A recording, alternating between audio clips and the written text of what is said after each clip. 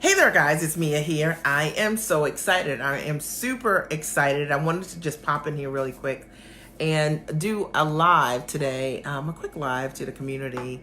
And I know that these are interesting times because you're likely working from home virtually, maybe for some of you for the very first time.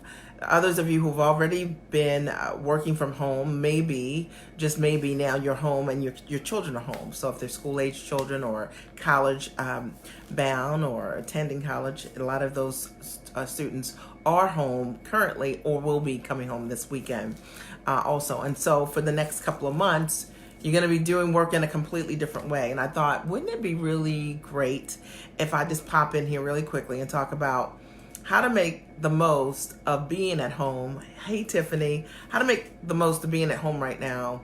How do you make the most out of this opportunity? And I'm just going to share with you what I've done. And my hope is that some of what I share with you will support you. I'll likely do a bigger live on the Mia Redrick, the Mom Strategist page later this week. But here are some quick tips. You know, I've been a stay-at-home mom. I've worked from home for over 2 decades.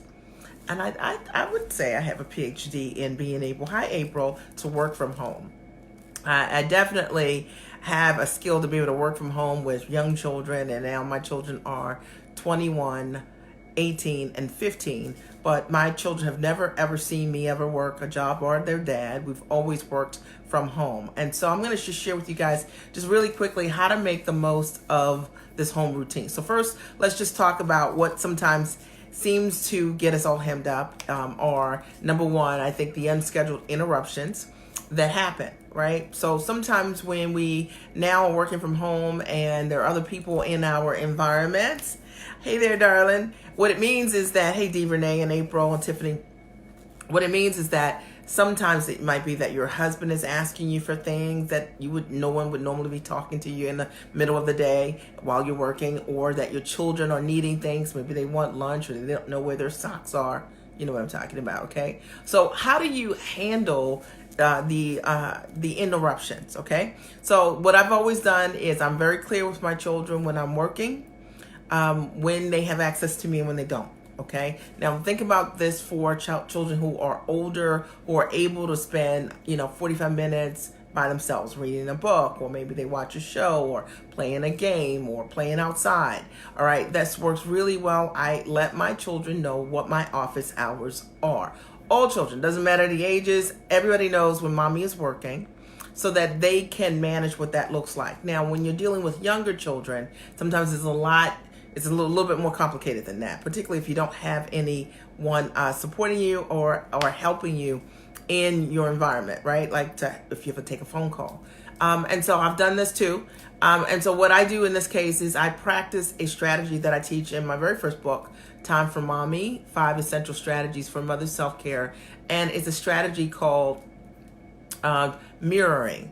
And what I tell my children is that mommy's going to read her book right now, and you're going to read your book. That might mean that I'm going to take care of something. Mom's going to work on her computer. You're going to work on your play computer. And I try to get my children to mirror what I'm doing so that they understand this is our busy time.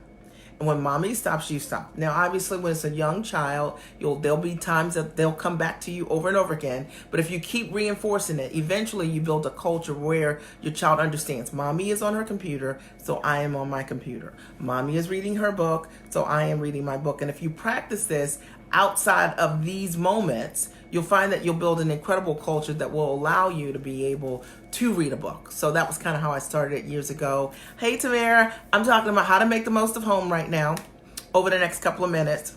It's something I know a lot about. I've worked from home for over 2 decades. I've worked home. My kids are now 21, 18, and 15. And so we've built an incredible culture that supports me being productive in my work environment. So I figured over the next 10 minutes, let me just share a couple things that might really support you. The other thing that I like to do is to cook things that I can cook in bulk. Okay. Now this might really help a lot of you now, because maybe since your kids are home, you find that people are just eating all day long. And if you have teenagers, you know what I'm talking about. All right. So what I tend to do is I will cook some meals that I can double up on. So if I make spaghetti, I'll make spaghetti twice as much, right? I made chili the other day. I'll make twice as much. You can freeze some, and then you have dinner that night. That way there's always something that is ready. Equally, thinking of things that allow people to what I call self-soothe. You know what I'm talking about, okay? Self-soothe, okay? So that not everyone's coming to mommy and saying, "Mommy, I'm hungry," okay?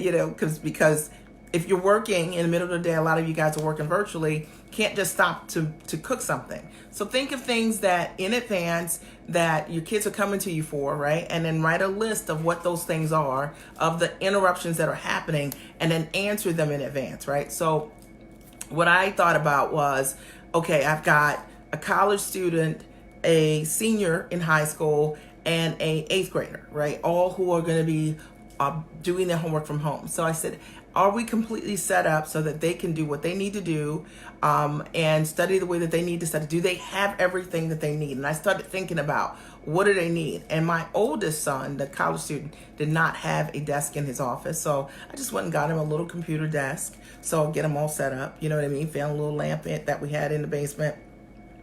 And so this week, we've been focusing on getting everyone's space ready for next week, which is homeschooling, right? Like, so they're old enough to school themselves, but I wanted to make sure that everyone had everything they need, right? So that we're proactive about that.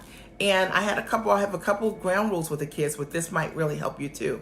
That is, hours that I want them to be up by. I want all my kids to be up like 9:30 every day, reasonable, start your day, be productive. And that's actually late, but 9:30 is fine. All right. And obviously doing your work, whatever that is for your college or your high school or in 8th grade, because we have the access to that. I bought them all boards. What do you call it? Dry erase boards, so that they can write what they're up to for that day, if they so choose, to keep themselves organized. Particularly important for my 15-year-old. I hope you guys are getting some ideas. What else did I do? And I told them I also want them all getting outside every day. So outside, working out every day, okay? So my 15-year-old always works out. My oldest jogs a lot. My daughter likes to work out. So then I looked at, we have a gym downstairs, real simple gym. I thought, okay, what does the gym need? I'm sorry, I did break the Corona rule, okay? I'm just saying, okay, what does the gym need? And, and I just picked up a couple of things that our gym needed, which we did not have a bench in the gym, right? So we had one, but it was rusty when we had the flood. We got rid of it. So I went and got that, and I got a couple of things to be able to hang some of the weights on, to put the weights on, so that I can make that really fun. I'm going to take one of the televisions, put it on the wall, and then they can do Beachbody or the Daily Burn, the electronic workouts. Doesn't matter to me, but they have to be fit every single day. And we're going to make it fun and make it easy and all that kind of stuff. I just always start thinking in advance, like, what is it that you need in order for you to love the space that we're in? And I come up with some general ground rules. Each of my kids they already have chores. They rotate with their doing the dishes every day, and everyone has a bathroom that they're responsible for, so that Pat and I aren't cleaning all the bathrooms. And and that's our expectation. My youngest son is also responsible for the steps, right? Like just dusting off the steps and, being a good citizen and being a good steward. Here's a great tip too that might help all of you. One of the things that I do is I'm like nitpicky, like right now I'm like really nitpicky, because this is what happens.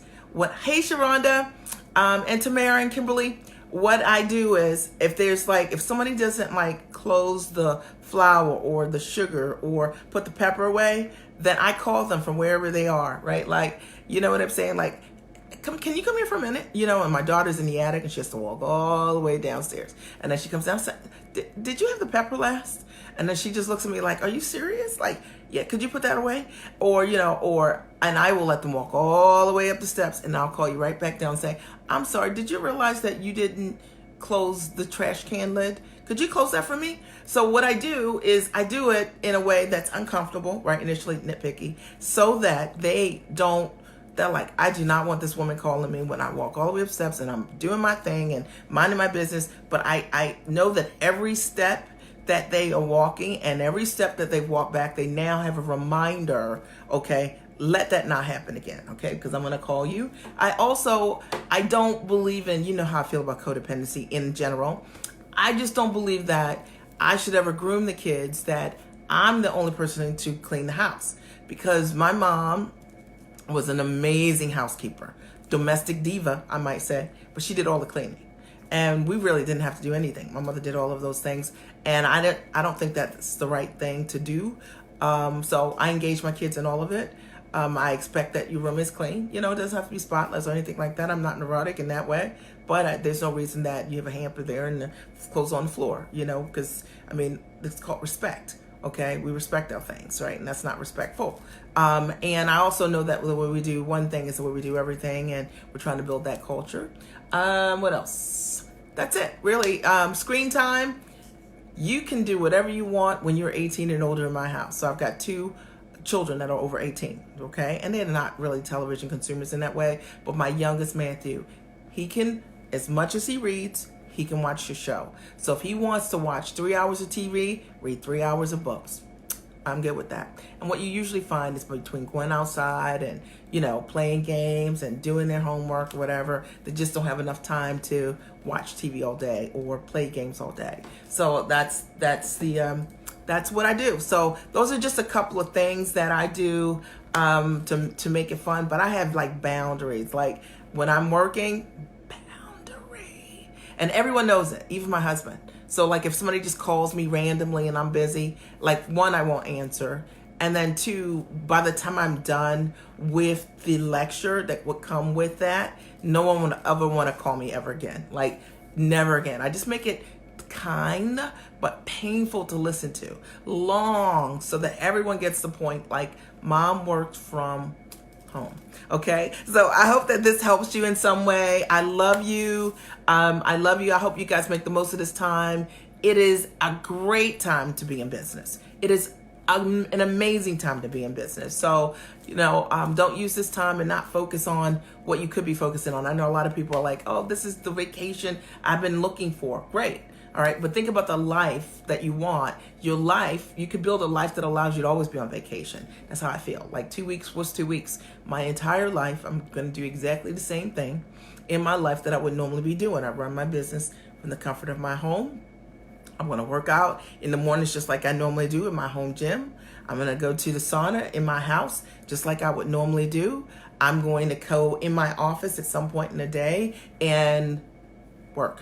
Okay, from the comfort of my home, and it's something I'm into. All right, you know, it's something I'm into, is building a lifestyle that's highly, you know, transferable. It's something that everyone can do, and this is just a great time to start thinking about what your options are, because you've got a lot of options. So, and if I can support you in any way, let me know. Okay, you can always inbox us. I love you guys. Have a great and amazing day, and if you've got some great tips, I'd love to hear it. Put them here. Talk to you soon. Bye.